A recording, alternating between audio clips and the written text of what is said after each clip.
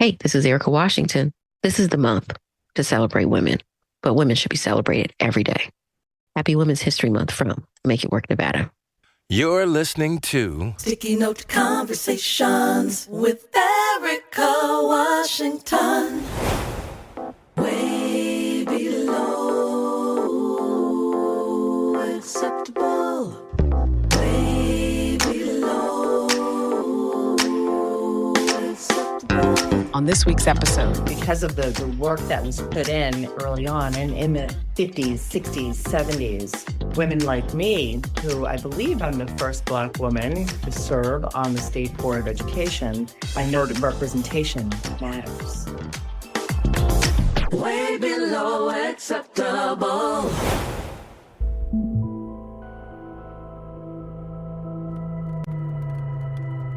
Hey there, Sticky Note listeners. It's your host and executive producer, Erica Washington, and happy Women's History Month. March has been known nationally as Women's History Month since 1987. It's a time to honor and celebrate the great contributions of women around the world. And I, of course, believe we should be celebrated every day. And if you're new to the Sticky Note podcast, I've been the executive director of a reproductive justice organization, Make It Work, Nevada, for nearly 8 years. Repro Justice, or RJ for short, is the idea that we should all have the right to choice, to have a family or not, that everyone should have access to the resources they need to raise a family and feel safe in their community, as well as the right to bodily autonomy and pleasure. Repro Justice is my jam, and it's the lens through which I view everything. A quality education system is a part of the reproductive justice framework. Access to schools with teachers and administrators who care about each child, historically accurate textbooks, schools free from violence or predatory behavior, and above all, quality schools in every neighborhood, not just on the good side of town. To kick off the month, I wanted to begin with a woman worth celebrating, Dr. Tricia Braxton, HBCU graduate, a former New York City police officer, mother, and now an elected member of the State Board of Education, serving District 1. If you're unfamiliar with the role that the State Board has or what their members work on, this will be a fantastic conversation and educational discussion to listen in on. As always, thanks for listening, and I hope you enjoyed this conversation as much as we did.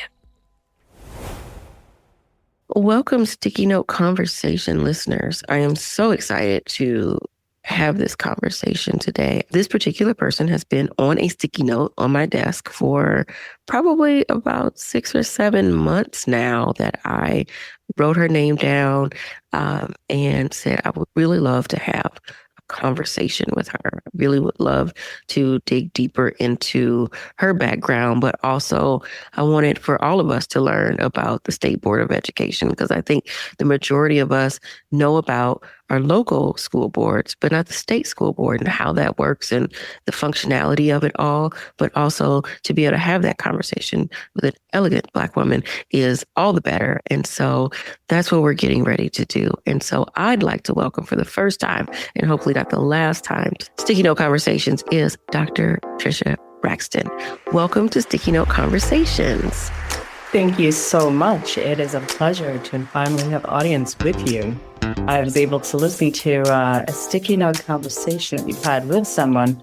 The name escapes my memory, but I was so impressed with how you, with ease, had this wonderful conversation, and I learned so much because of the questions you asked.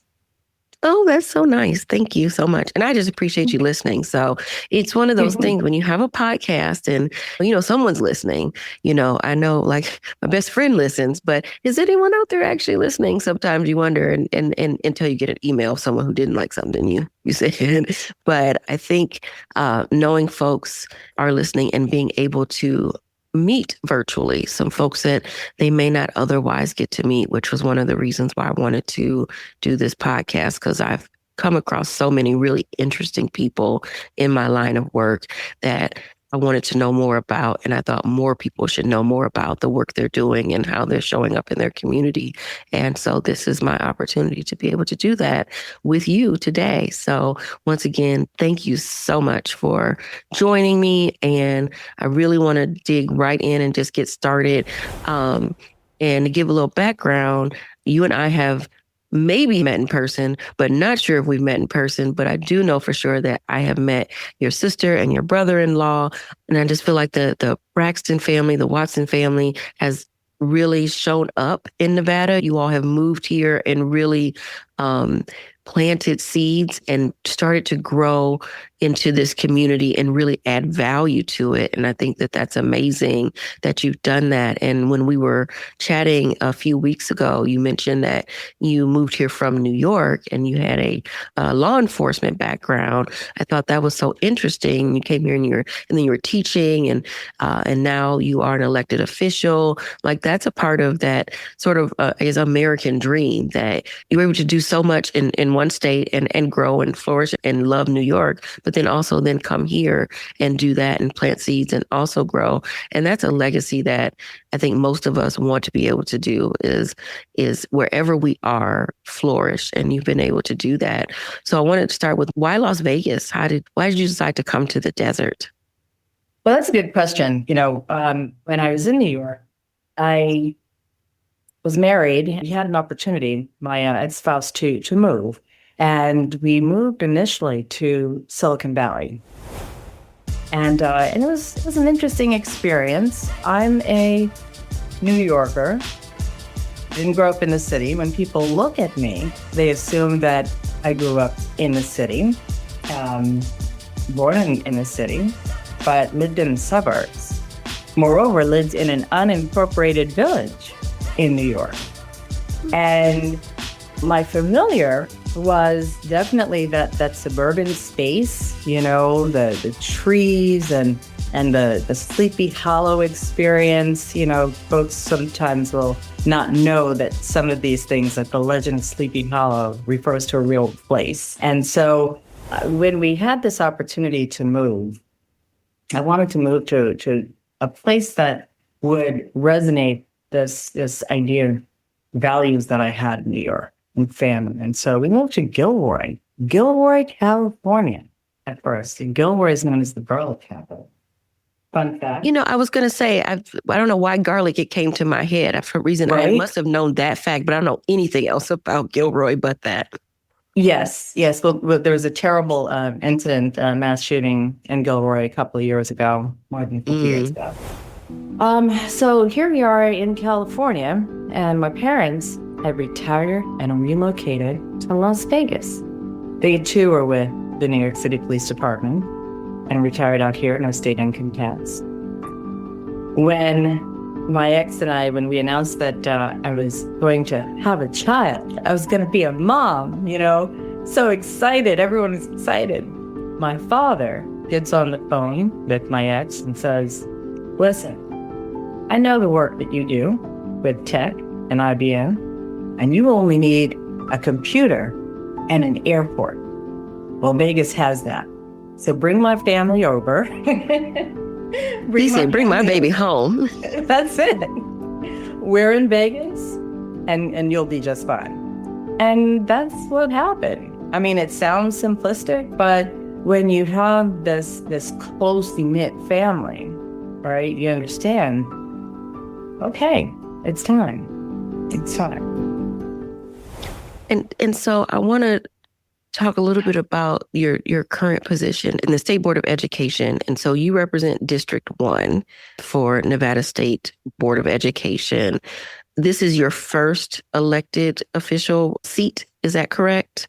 That's right. That's and right. And it's the first time you ran.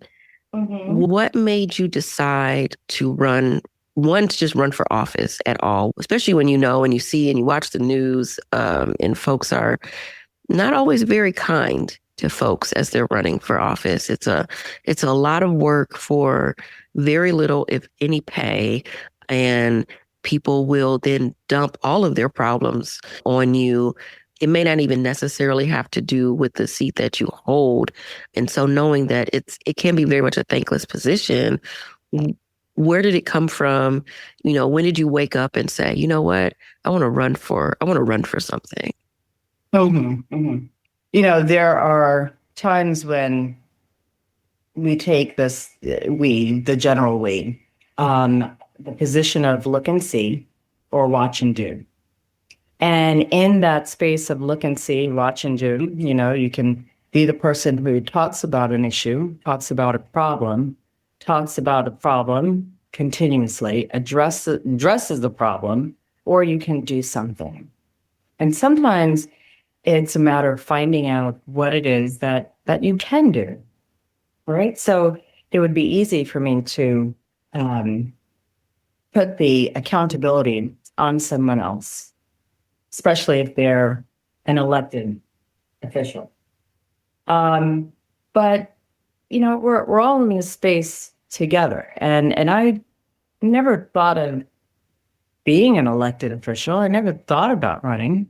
I attended a program. I was part of a program called Emerge Nevada, and Emerge is a training camp, if you will, for Democratic women who are interested in running for office or being part of the political landscape, whether assisting someone who is running for office, coordinating something, what have you. So I was encouraged by a lovely person at work, no less, to join Emerge.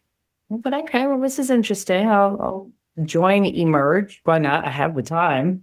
It sounds great. And if anything, I can assist someone who might run for office. What they run for, I'm not sure, but I want to know the background. I want to know the nitty gritty. And it's a 6-month program.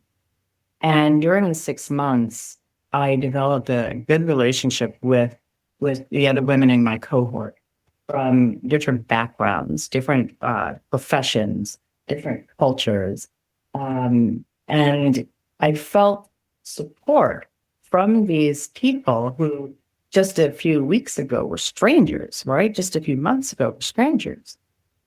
And going through this journey of learning the behind the scenes of politics and finding your voice and finding ways to use your voice. I graduated from the program. And even still, I wasn't, I wouldn't say ready. I wasn't convinced that I should run. And so here was this opportunity to look at positions now that were open. Who would I support? I did look at the Clark County School Board. I then dived deeper into the organizational structure of education for our state, right? And I realized that there was this thing called state board and an open position. And so, or a position that was opening because there was a restructuring of our districts, congressional districts. And so I reached out to a member out of the state board to find out more about it. And I started attending state board meetings. And I saw that, many people did not attend state board meetings. It was really the same 4 or 5 people attending the state board meetings. And these people who were attending were part of the Nevada Department of Education or other parts of our organization structure. But there weren't people who were not affiliated with these departments attending. And I didn't see the representation either on the state board. I'm a Black woman, right? I have this lived experience, and I think that this lived experience that I have been useful on a board such as the state board.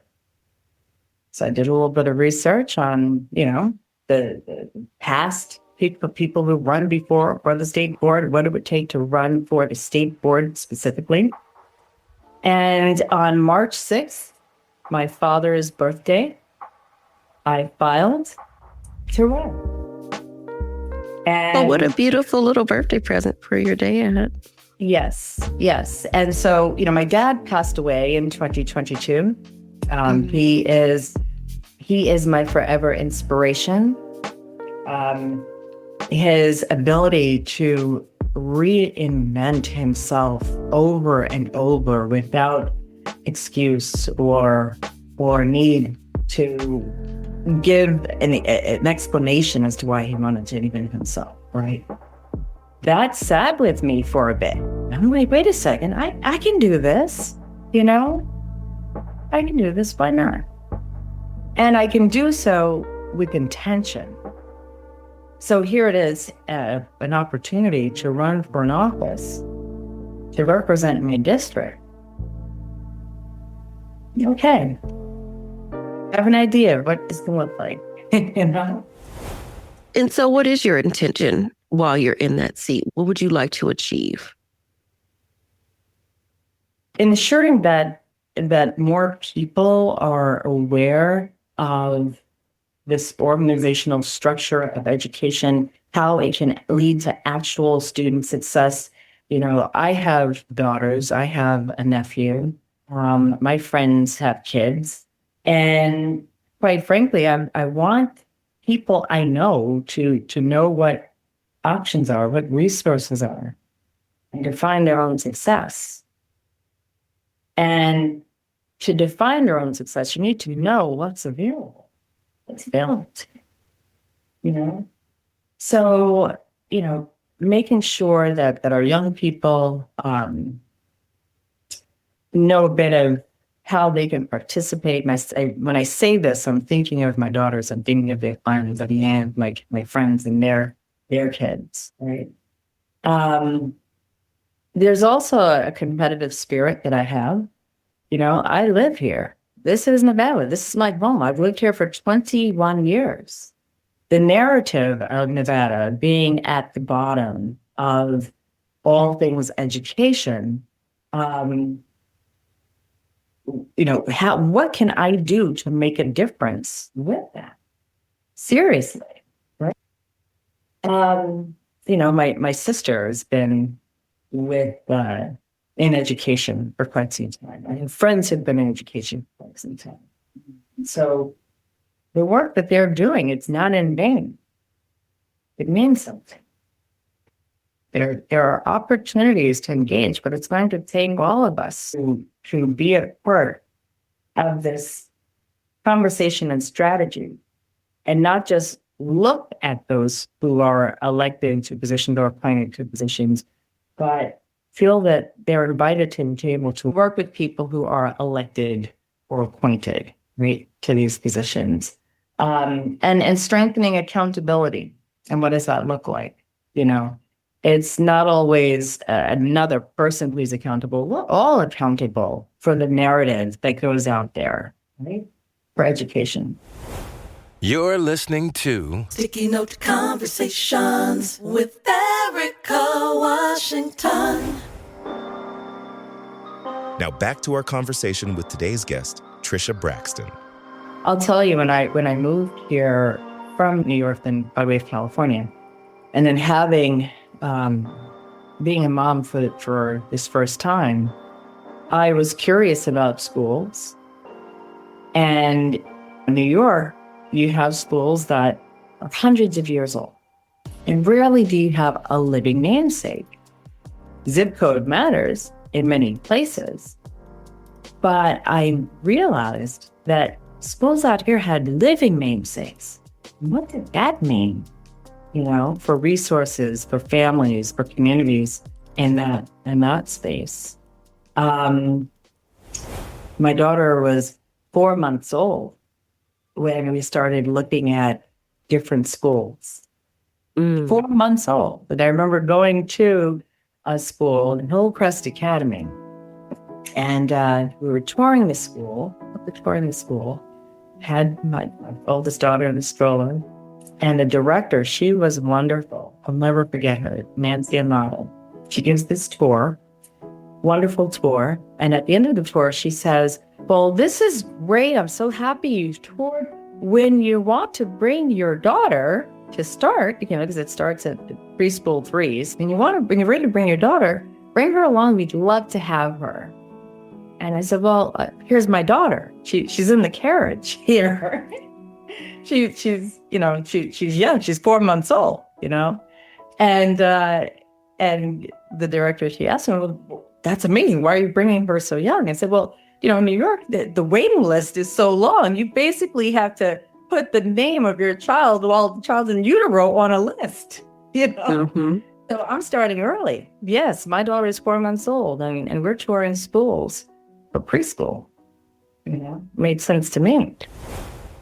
Yeah, and you see that on TV. Like when you said that, it conjured up a movie. It conjured up Baby Boom, which is one of my favorite 80s movies. And Diane Keaton is sitting there with her daughter that she was basically given, she adopted. And all the mommies were like, oh, you haven't already enrolled her in this, or you haven't done this yet. Oh, she's never going to get in. She's like, the kid can't hold a spoon yet. And they're Right. like, okay, but you need to get it together. Yes. Well, there you go, right? So this experience was real life. My experience, touring a preschool. My daughter's 4 months old, and here we are. And she ended up going to that preschool, and having a great time at the school.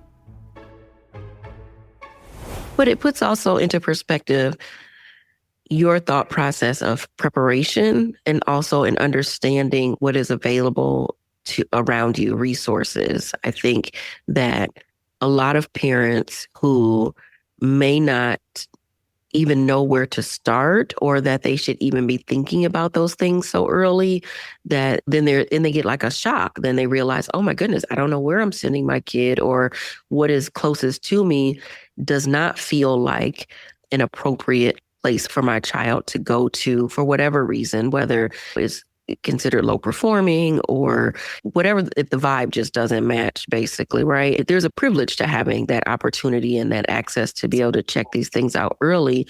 But there's also just that forward thinking that I think more of us should have, and more of these conversations should be had of like, so thinking about where you want to live, and a lot of it's based on what schools are available in that area. It was that way for me, that I purposely moved close to LVA because I knew my oldest daughter wanted to go to LVA, and I wanted to be close. And so we did that. And I also just like downtown living personally, and then all of my children went to different schools, different high schools. And I actually just had this conversation with a colleague yesterday, and she asked why my kids went to different schools. And I said, because they're different people and they needed different things. And I had learned that from another friend of a friend who, when he was growing up, he had 5 brothers and they all went to different schools. And I at that time thought, that's so odd. Like, why'd you all go to different high schools? And he's like, well, my one brother was interested in this, and then I was interested in basketball, and this had this program. And so my dad made sure we went to the school that made the most sense for us. And so it's not just about convenience of dropping your kid off at, everybody going to the same schools, but whatever works for them. And so I think thinking about that is really, really important, and knowing that you could have multiple kids with the same parents, and they have very different personalities and very different needs, and they learn different. And so they might need different learning environments. So keeping that in mind, I think, is a really important point. Absolutely. The individualization of education, right, for our kids is necessary. And for my sister and I, we went to different high schools, Catholic schools, all the same, but different. And we were able to establish our own identities. I wasn't the big sister aunt. She wasn't the little sister aunt. Mm-hmm. We were who we were and needed to be in the space as individuals. And I think that's also really, really important. You mentioned a part of being involved in running for office was that idea of Nevada being at the bottom on so many lists when it comes to education. I wanted to get your thoughts on why you think we struggle so much with education here in this state, and why Clark County Schools is is always at the bottom of the educational performance list? And also then how do we move up? That's a good question. So you look at criteria, right, with anything. Are we comparing apples to apples across the board with every state? What I mean by that is, there are some states that might use a curriculum or reading curriculum throughout the state, right? We have 17 counties in our state, and we have different ways of implementation, right, for reading, math, what have you, meaning different curriculum that's used.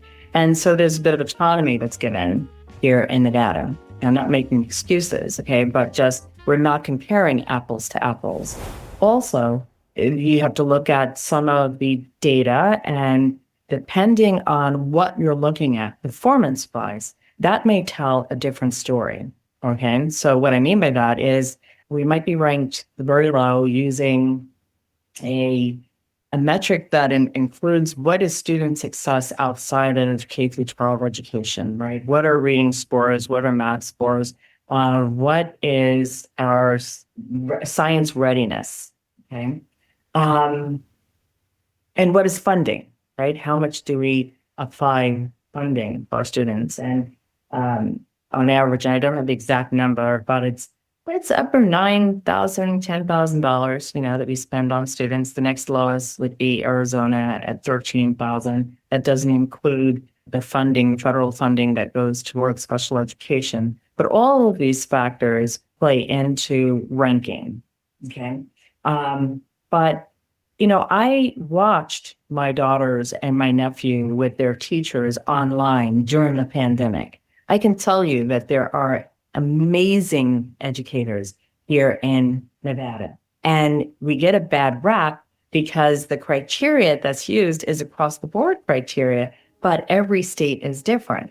So I throw this question back out at everyone, are we looking at all of Nevada and the education that's provided?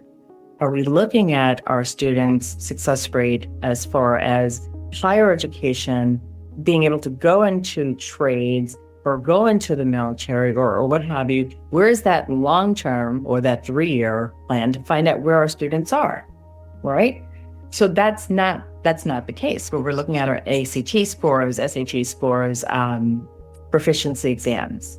What we're looking at is funding, for kids. So criteria does matter, but we have exceptional students who are getting into schools like Harvard and Yale. And if those are going to be benchmarks of success, I would say, yes, that's fantastic. Do we have a lot of students who are not going into those schools? Sure. But do we have kids going from CCSD, Clark County School District, or any of our other Washington County School District, or any of our other districts, right? Being productive in their communities? 100%, right? And I don't want to paint a rosy picture on anything, but I will emphasize that criteria matters. And I would ask the audience listening to this to do a deeper dive into comparing states and looking at what's available in different states. That makes me think about folks who may not have children, and so they're never engaged with the school districts or the teachers, education that way. But I think that education is a community sport. I think even if you don't have children that matriculate through the school system, that it still matters because those kids are coming out to hold jobs that do something for us in some way or another. They could be the medical tech at your doctor's office, or they work in fast food, or even bartenders, whatever. They're around. And so our investment, both in monetarily, but also just in other ways, still also matter. And thinking about the state board, and you saying that there aren't very many attendees there.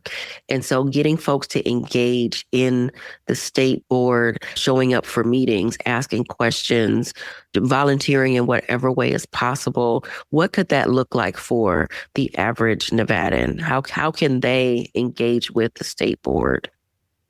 Well, if can I take a step back and talk about the makeup of the state board a little bit? Oh, yeah. Mm-hmm. Okay. Let's talk about the difference between the state board and the different local county boards. Sure. So I'll start at what people may be most familiar with.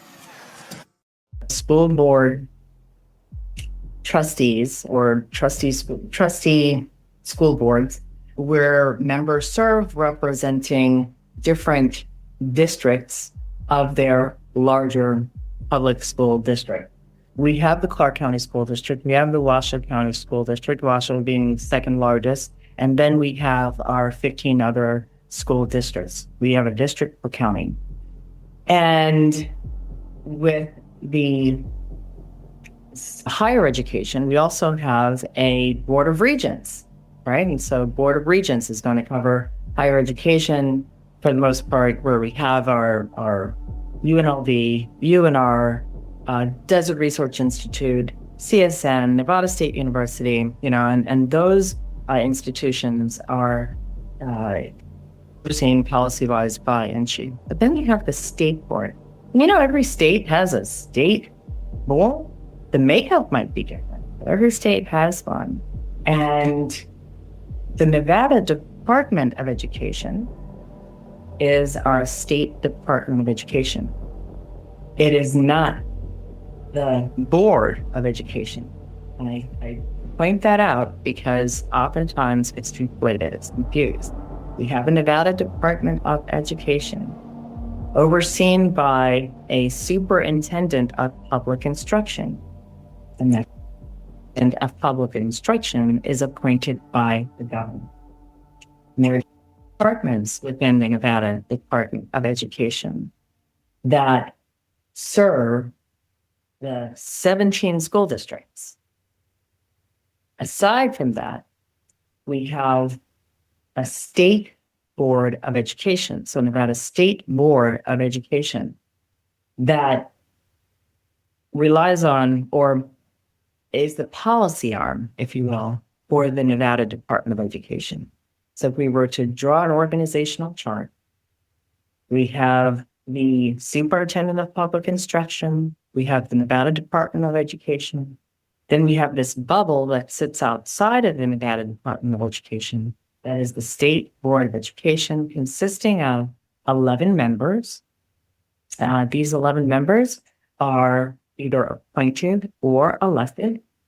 Let me just backtrack from that. We actually have a Nevada Revised Statute, Chapter 385, that outlines the fact that we have a state administrative organization. All right, so it's in the legislature that we have the state board.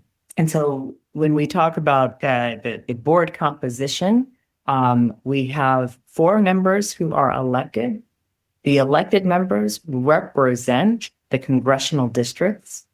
So in Nevada, we have 4 congressional districts. In places like California, how many did have? 40 something, right? It's a lot. So just comparing. Right. But we have 4 congressional districts. And so each member elected represents that geographical area. So if a person were to look at a map, just Google, what are the congressional districts, they would see that District 1 might be the smallest geographically, but each district has about the same amount of people. Right. So it's most heavily compacted.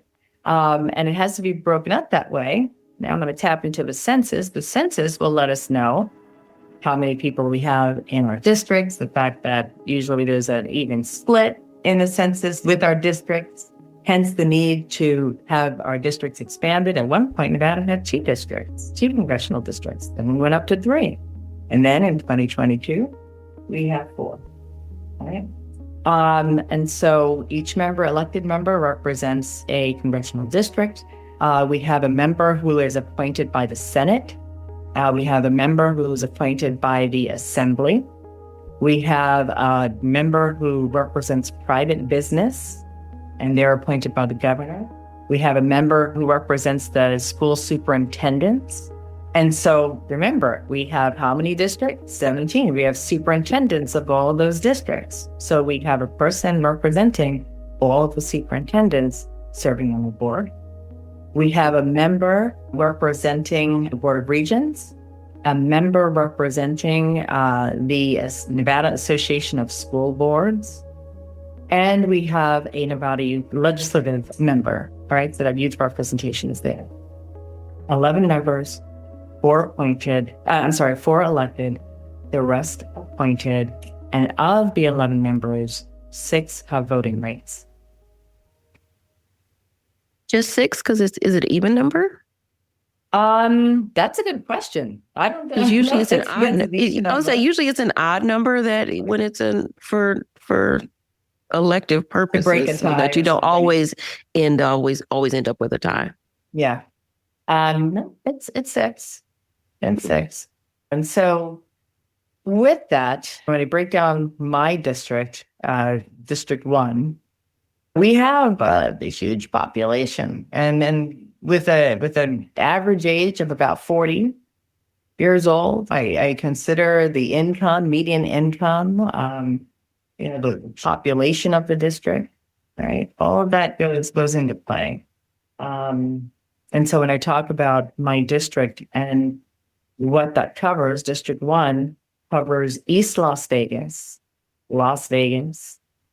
Henderson area, the different neighborhoods, if you know, all the way down to Boulder City. So it doesn't follow the congressional district then, your district? It does follow the congressional district. So you'd be associated with CD1?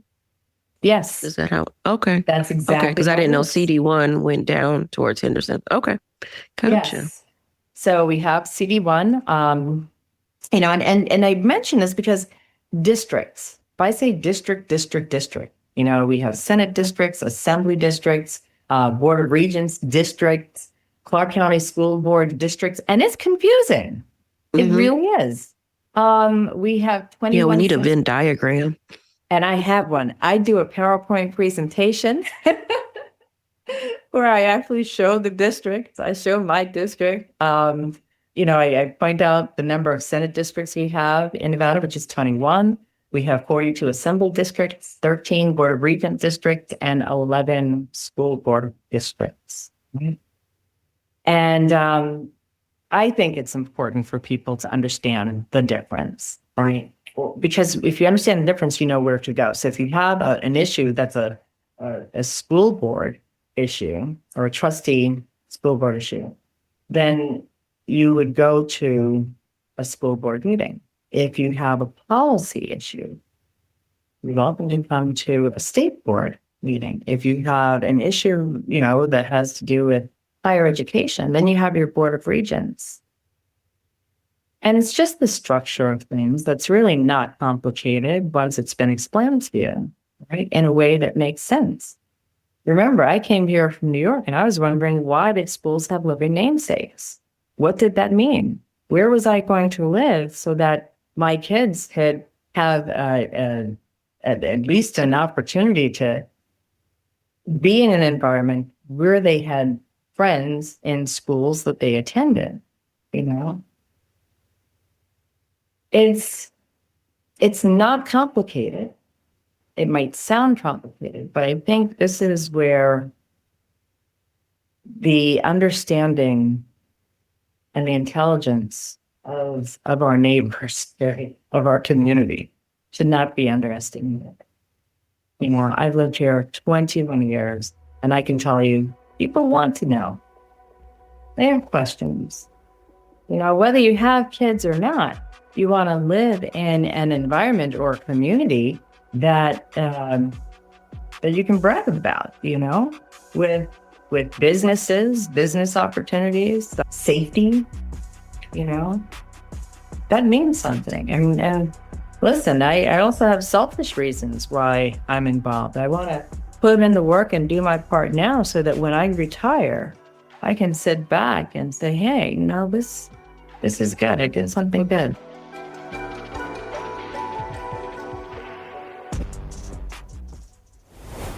So when you mentioned policy, what is an example of something that the state board works on, or that a constituent could bring to the state board as a concern around policy? Sure. So approving the statewide plan for improvement of pupils. So that would be like a North Star type of thing. Okay. There's policy around that. Now, clearly the implementation piece might vary depending on the school district.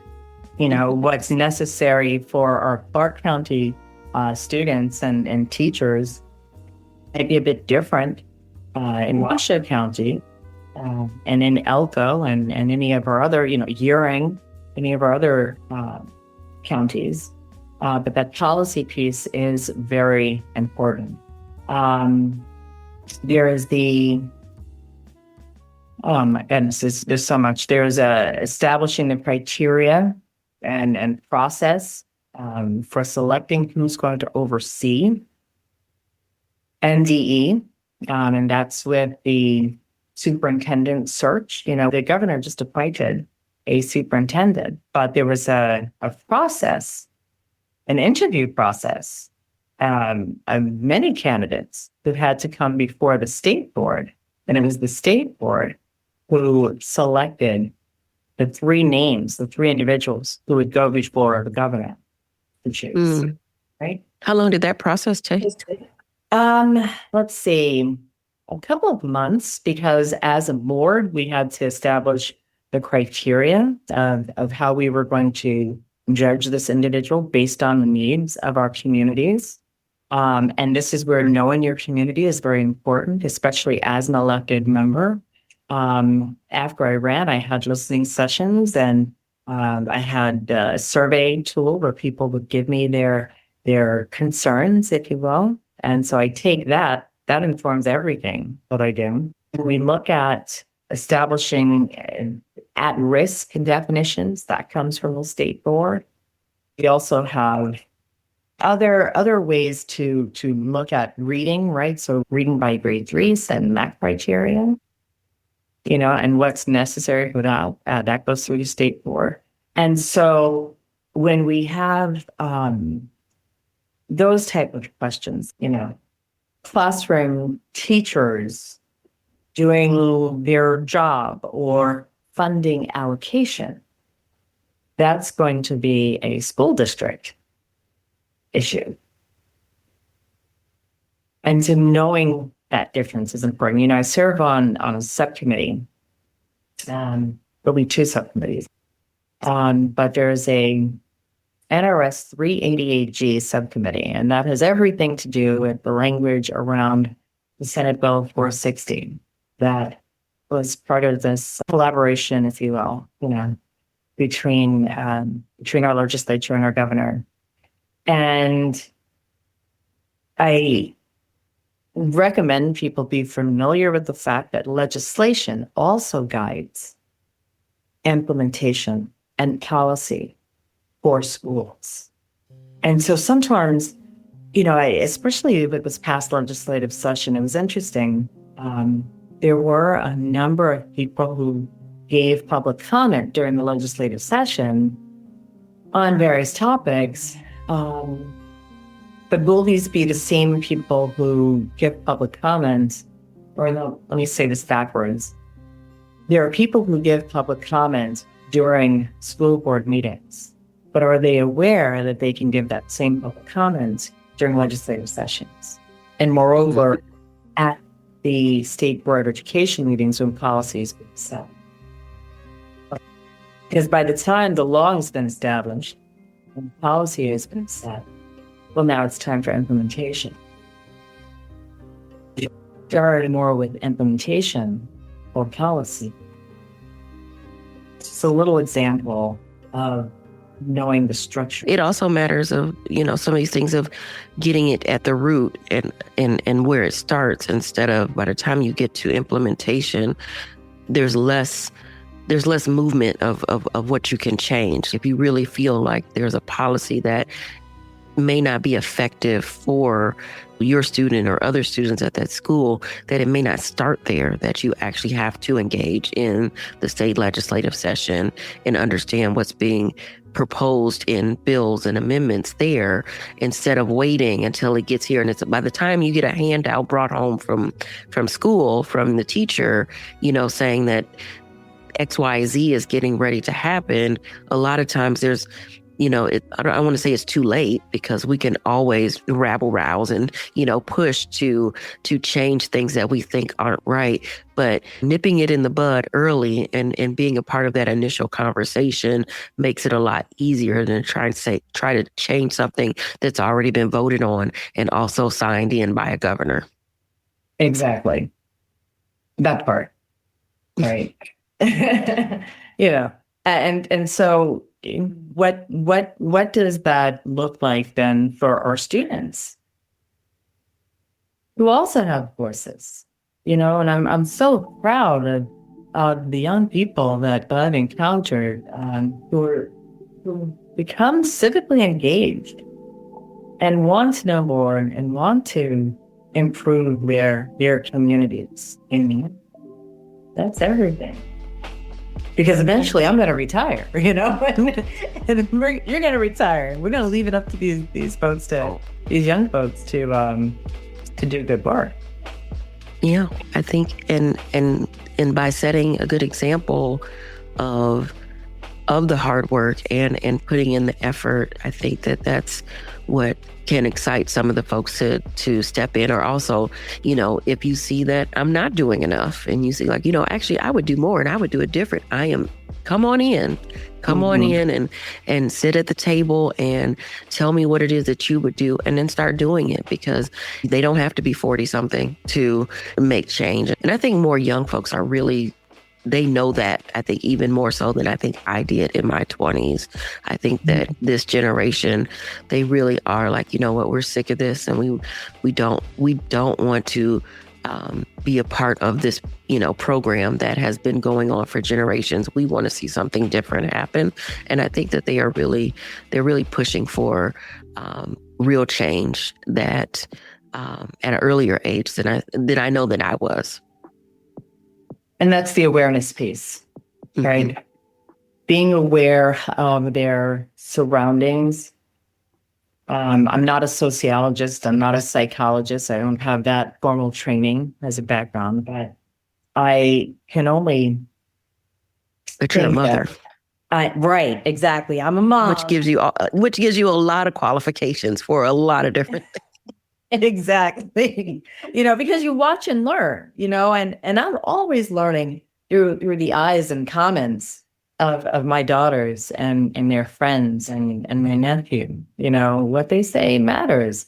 I mean, my nephew, he brought up something really poignant a couple of months ago, and he was like, we need more time to travel from class to class. I said, oh, that's interesting. When we think of building designs and the structure of buildings and kids going from point A to point B, there's an assumption that the school bell rings and the kids, meander to class, they get there and all is fine in the world, right? But are they running the class? What do they have to go to the bathroom? And you can't run in the hallway. You can't run in the hallway, And so that timing between classes, I would not have thought about that until my nephew brought that to my attention. And, it's interesting. So the structure of buildings, that building design, right? Yeah, in this space now, I realize that matters depending on the population of the school and the building design and the periods at which students have lunch. That school might feel crowded during lunchtime or not crowded. And that's a building design issue, right? In addition to scheduling and so forth. But, I find it fascinating that there are so many moving parts and there's no one silver bullet for any area, for any community, right? And our kids more and more are being in tune or in tune with this because of the information sharing so rapidly with social media. So they have something to compare, you know. My parents used to tell me when they were growing up, they never knew that they were poor because everybody was poor in the neighborhood, you know, and you didn't have. It was all the same. It's all the same. What do you compare? But our kids are able to compare a lot in their areas, in different states, in different countries because of social media. So tell me about your mom. So my mom also, she was in policing, right? She has an interesting story. My mom was one of the first women to take the first police officer's exam in 1972. Prior to 1972, you had the police women's exam and the police men's exam. But they were separate. They were separate, right? When you think of matrons, there were matrons. The NYPD had matrons, and the matrons usually took care of women who were arrested and kids. But now you had a police officer's exam. And what did that mean for the police department? What's interesting is that my father was an ally, right? When we think of women and women empowerment and having an ally in a man, what does that look like? Well, my father represented that. And my mom took the police officer's exam. She was one of a few women who made it. In her police academy photo, she's there with 5 other women in a class of about, I believe it's about 30 or so other people, other rookies. And, you know, the guys are, of course, are wearing the pants and the hat. They have the gun on the hip. And my mom and her female colleagues, they're wearing a skirt, 2-inch heels. They have a purse. That's how you on. get police. Because that's right. That's how you do it. And you know, the little gun in the purse. And very, very interesting. But, you know, my mom really championed for women's rights, women's success in a male-dominated profession. Here's an example. During the time when my mom was early in the police academy, in the police department, if there was a woman who wanted to take the sergeant's exam, right, and she took the sergeant's exam, she wouldn't be promoted if she were pregnant because pregnancy was considered an illness. And if she were pregnant, she would also be removed from her precinct and sent to a division to work out of. So talk about taxing this person with transportation issues. You know, in New York, you're driving everywhere. You might live in one borough and work in another. And I believe the women had to go to this place in Brooklyn to work. There's a comment about my mom in a book written by Gregory Freed, who was the police surgeon, and he commented on my mom.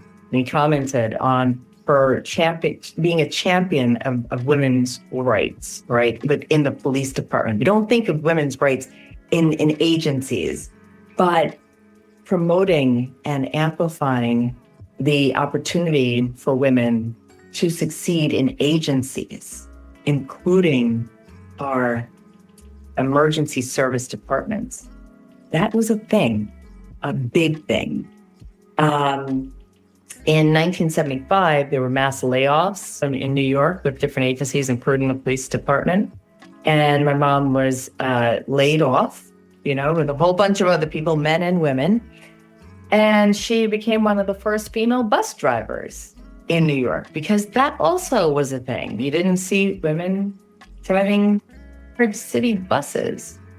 And so, you know, over time, my mom has broken many barriers. She became president of the Police Women's Endowment Association in New York, and basically broadening her capacity to champion for women's causes on the police department. That included combating sexual harassment, right? Because that was also a big deal. And just knowing the work that my mom and others had to do in order to make this workspace, a civil workspace for women today. I'm proud of that. I really am. There's in the afterthought and the after fact in the history books, there's prestige to being the first. But when you're in the midst of being the first or of the first people to do something, women to do something, it's heavy. And I can imagine her day to day being hard because there are breaking a glass ceiling that doesn't work without getting cut. And so thinking about all she may have had to go through and had to hear, whatever snide comments may have been made, or just the adjustment, carrying your gut in a purse and wearing heels when you're being a police officer. And then do they have locker rooms for women and that sort of thing, as places where they can go and change, and all these things they had to adjust to. Like, that's hard. So I think as we honor folks for being the first, we also have to really acknowledge that came with probably quite a few bumps and bruises. Absolutely. Absolutely. But because of that, because of the work that was put in early on and in the 50s, 60s, 70s, right, by women who championed causes, women like me, who I believe I'm the first Black woman to serve on the State Board of Education, my experience is a lot different, right? I know that representation matters, and so I carry that understanding, that intentionality with my presence. And I think the shoulders I thank the women whose shoulders that I'm able to stand on in this space, Do you think that your mom being who she was, do you think that is the reason why you have moved and walked in a way that allowed you to not hold yourself back from positions that maybe other folks might not even try, like being the first, a Black woman in the State Board of Education here in Nevada? Do you think that is a part of why you did it? That you think that did it even cross your mind that this is something I could do and that it wouldn't be a problem, or did it hold you back at all? I think it definitely helped with my mom moving forward the way she did, but also seeing my dad being an ally in this space. I feel fortunate to have both of them as inspirations for me. I move forward understanding that there will be obstacles, right? And the journeys are different, but the obstacles will still be there. And what are those obstacles? It doesn't matter what the obstacles are. Do I have the fortitude to move forward? Do I have the desire to move forward? I still have this choice, right, to where I'm going to exert my energy. But seeing it, at home with my mom, absolutely made a difference. And the endurance that it takes to keep moving forward. Well, thank you for sharing that with me. What's your mom's name? Lillian. Lillian? Oh, that's Yes. my daughter's middle name. Really? Yes, Okay. yes. I have a Skylar Lillian. So Beautiful. Lillian, thank you so much for sharing Lillian's story and journey with us. I think Absolutely. that's beautiful. I wanted to ask you your law enforcement background. Does that show up in your current role and how you work with the school board? Is that something that you bring into that knowledge of law enforcement and then thinking about policies that might be needed in our schools? Absolutely. All right. So remember, I mentioned that my father was my inspiration. My dad retired from the New York City Police Department. He didn't move up in rank, but when he retired, he had 2 degrees, both education-based. And so when he moved to Nevada, he was able to then start a second career with Clark County School District and went from being a special education teacher to an assistant principal in a very short period of time. And, I'm bringing up my father because my journey mirrors his in this space. And and informed by what? The values that he set, which were an understanding that, when you're in a classroom and you have students sitting, you're not just teaching that student, right? You're not just engaging with the person who's sitting in that classroom with you at that moment. You're engaging with a family. You're engaging with a community. You're engaging with a young person who had a morning before they got to school and will go home. And whatever they're dealing with, that's what's influencing how they may perform in the classroom. And there are a lot of things that go on in families, good and bad. So it's the good and the bad that lets us know there are system factors that determine success. And so being mindful of these system factors informs my decision, right? So I'm very sensitive to blanket statements that are made. If something is said, for example, about students in general may be able to succeed if they're able to wake up in time and just go to class. Okay, well, have you considered the student who has to help their other brothers and sisters get ready for school because a family member or their guardian or what have you is not there because they had to go to work early? Right. And then that kid, when they go home, they're getting the other brothers and sisters together and make sure that kids are fed. All right. Kids are fed if there is enough food in the house. Let's get to that.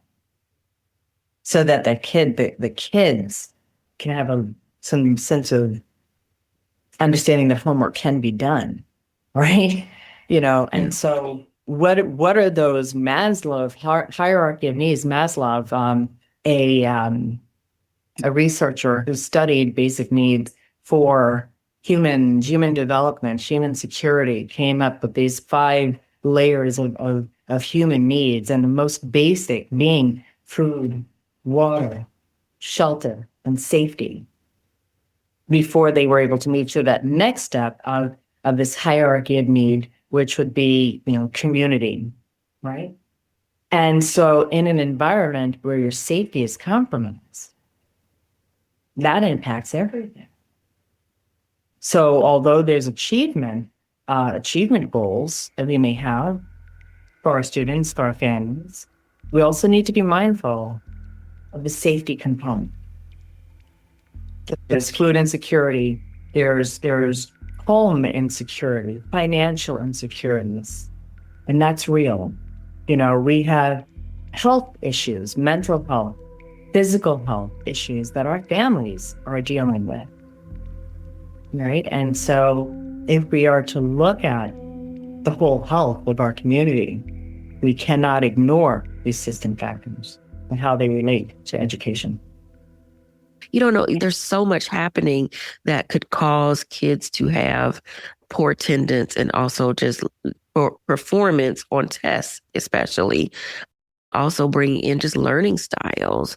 I was also saying to a colleague yesterday, we go to a lot of these meetings and conferences, and you'll find now on tables, they'll have these fidget things. They'll have things that you can play with because they know folks get antsy and, they need something to concentrate. And they'll make these rules at the beginning of the meetings, and they'll say, hey, you can take care of yourself if you need to stand up, if you need to stretch. There's paper on the table if you need to doodle while you're listening to the conversation. And all of that is acceptable now as an adult. But if you were doing any of that as a kid, you're not paying attention. You're not engaging in that way. But it might be also what they need. Because what we need doesn't necessarily change from the time that we're a kid to an adult. Our brains, certain ways that we learn might be the way we always learn, whether you're auditory, textile, visual learner, but there's never enough space for that individualized learning that I think would help so many young students actually reach the heights that they could. So how do we focus on individual children as who they are as people not as a population of students, but as people and what they need so that they're getting to their highest potential, which then in turn helps all of us to get to our highest potential because we're investing in them and they're excelling. I think, this is where the parent engagement, the community engagement in the school would matter. And there are opportunities for families to engage. The thing that concerns me is when the parents are busy, right, working multiple jobs. I mean, look, I was that divorced mom, right, that divorced mom for a good 12 years, trying to be in two places at one time with my daughters only less than 2 years apart, and if they'd had interest, then they both had interest because I needed to bring them both to a location. But it's not easy. And that communication, with teacher, with the school is always helpful. It's helpful, but it's not easy, and I see parents, I want to tell anyone going through something, right? Because it wasn't easy for me, I see you. And what might work for someone else may not work for you because of scheduling conflicts, age of kids, transportation, what have you. And so this is why I'm adamant that it does take a community. It sounds like an old adage, but it's true. It really does take a village. And this is why I encourage people to be engaged. Again, you don't have to have kids, but if you have a business that can provide some sort of, hands-on training or hands-on idea to supplement what's being taught in the classroom, then visit a school, right? And be a guest speaker and talk about your business, for students who are in high school and they're looking for part-time jobs. Open your business to part-time, apprenticeship, internship, something. It takes a lot, but again, there's no silver bullet to our issues. And so we started this section with how does law enforcement inform the decisions I make and how I move on the state board? It informs a lot because, I did see terrible things, right? I see the worst of the worst. I saw the worst of the worst. And there were situations, way back when, I mean, we're talking about early 2000s. When I came out to California, I mean, that was a year before 9/11, right? And I had 8 years on. And in the police department, I taught police science. I also had a chance to be at the time it was called youth officer. That was like a designation for a police officer who engaged with schools. And so it was different than your general community policing, and it wasn't under the community policing division. We were in precincts. In my precinct, we had 3 youth officers and we had different sections. And I enjoyed being on hand in the event that anything would happen before or after school. I got a chance to know what the different youth organizations in my precinct were. And I got to know some of the kids. And, I don't coach basketball, can't coach basketball because you know what? I don't have the patience to coach basketball. If I wanted to, I could. But the patience, that's a real thing. But I was a coach for a police athletic league team. And I took my little troops, my kids from my neighborhood, and we won. We won our little championship, And it was great because sometimes showing up and being on hand and being that person does all the difference in the world, right? For someone. In policing, I remember,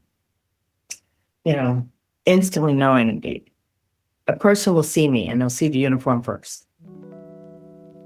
But the badge and my uniform didn't define who I was, right? It was a means to an end. Means to an end, right? Difference. It also paid the bills. Okay. But at the end of the day, I'm still me. And how I treated a person reflective of my values. And what I was hoping for this bigger picture of just Pollyanna glasses, I think that I needed to do my job, but there's a bit of humanity that takes place. And when you have a chance to work with kids and their families to a certain degree, but be a positive influence in their lives, that's a good thing. That's a good thing. So let me ask you, I want to go back to the actual board meetings. How often do you all meet? So the State Board of Education meets 9 times per year, but there are subcommittees in between. And we don't meet on the same calendar day every month, or during the 9 times that we meet. It varies. The times that we meet are from 9 to about, until the meetings are finished, but typically from 9 to 12. 9 to 12. AM? This is in the morning? 9 a.m. Yes, 9 a.m. The meetings are recorded and are available. We're also available via live stream. People can provide public comment either in person or email. The public comments that are welcomed in the beginning of the meeting need to have something to do with the agenda, right? To make it relevant. The comments that are welcomed after the meetings are over can be on anything. But watching the meetings, I think that's a good start. When these meetings are available, they live on the Nevada Department of Education website. The State Board of Education has a web page on the site. It gives information about the State Board, our mission. And then there are links to previous meetings. Currently, the links go back to 2021. So 2021 to present, if anyone's interested, they can go on to the site, look at the minutes, look at the agenda items, look at all the materials that were reviewed during the meeting. And they can also check out our meetings on YouTube.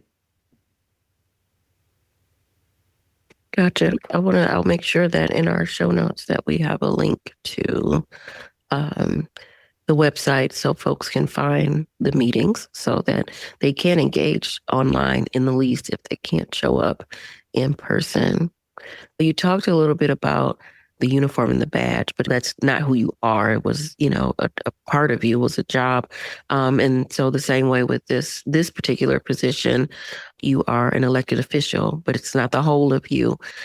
What do you want people to know when they meet you? Who is Dr. Tricia?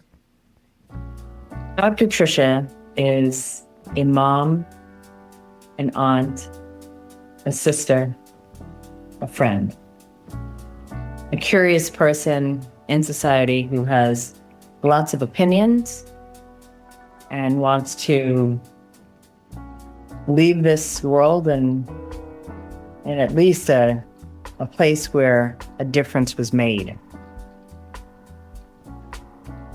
I do hope for the best, but I know that it's going to take a lot of hard work to get there and a lot of setting boundaries to get there and a lot of understanding the structure of things to get there.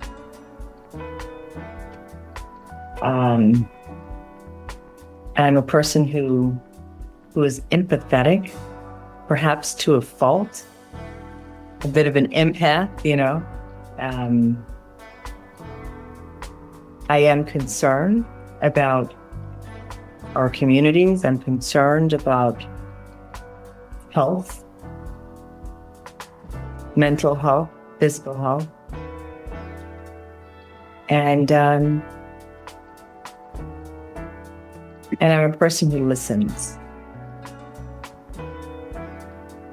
And so as I've learned to use my voice in the different seasons that I've used my voice and my voice has grown, I know that there are people who may not have found their voice or believe that they don't have a voice. So I'll speak up for the person who doesn't have a voice or feels that they don't.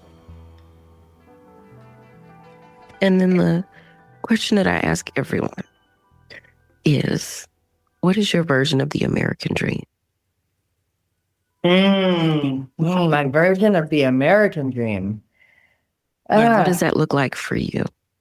My version of the American dream is to have the opportunity to invent myself as I need to, reinvent myself to fit whatever season I'm in. It means that I don't make myself small in order for others to feel big. I am a mom, but I have multiple intersections. I am a Black woman, proud to be in this space of nurturing my family. And so the American dream for me says that I can be resourceful. I can protect what I love. We can move together with differences in civility. The American dream, I don't know if it's something that is fully attainable, but it's not about the destination, it's about the journey. And as long as there is an opportunity to continue that journey, then I feel that the American dream has been fulfilled. I think that's beautiful. And my final question is about legacy. If this is the last job that you hold, what is the legacy that you want to leave with it? I'm a person who cares. I care about education. I care about families. I care about our children and their access to their own version of success. I care, and I've done what I needed to do to make sure that voices were heard. And so people will have felt your care in the work that you've done and that you'll continue to do.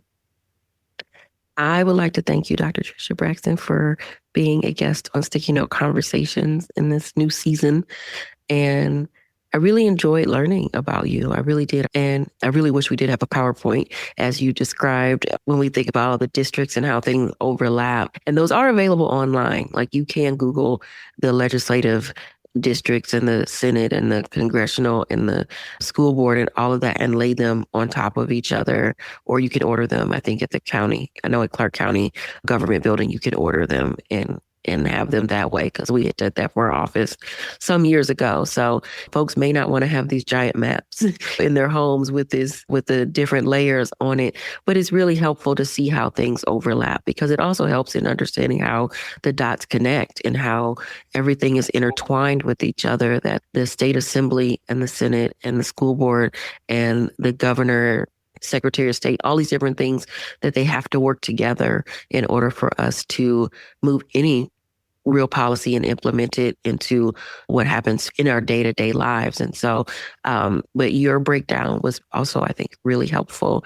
And it shows how much effort that you put into learning about Nevada and learning about the work that is needed to be done in order for us to excel and be better in the future. So thank you. And I appreciate you. And I hope you'll come back on the show. I hope that you will reach out if there's anything that we can do to help lift up any policies that need attention, or to educate folks on anything that's coming up in with the state board or your next venture, if you decide to run for anything else in the future. I think that we'd love to have you just to get your thoughts and opinions on what's going on in Nevada, and especially involving our kids and our education. Thank you so much. This was delightful. I appreciate you, and I see you. Thank you. And I see you. I see you. And I see your beautiful gray hair. I wish my hair would conform in the way that yours does. And it refuses. It refuses. Inside. But that's our show, y'all. Thank you so much for listening to Sticky Note Conversations. I hope you enjoyed this conversation as much as we did. And we will see you next week. Thanks for listening to Sticky Note Conversations with Erica Washington. Hosted and executively produced by Erica Washington. With editing by Black Gypsy LLC. Special thanks to KUNV 91.5 in Las Vegas. This show is powered by Make It Work Nevada, a project of Tides Advocacy.